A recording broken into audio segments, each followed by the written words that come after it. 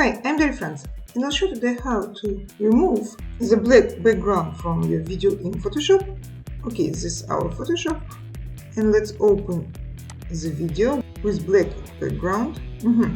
It comes with timeline, as you see, and let's open our layers window and do double left click on our layer, and layer style window is open now, and we're interested in this slider.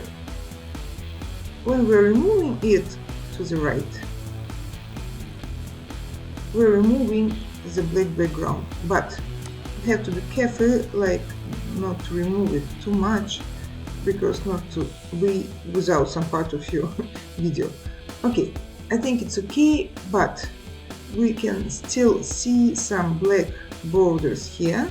Okay, let's do right click on our layer and convert it to smart object, and now double left click again and let's click on inner glow and increase our opacity and go to elements and add a little bit glowing, but you have to be careful again, like not to remove some part of your video. So maybe in our case it will be okay. Let's click on OK and check.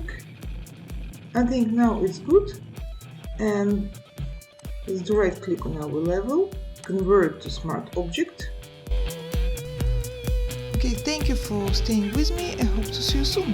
Bye.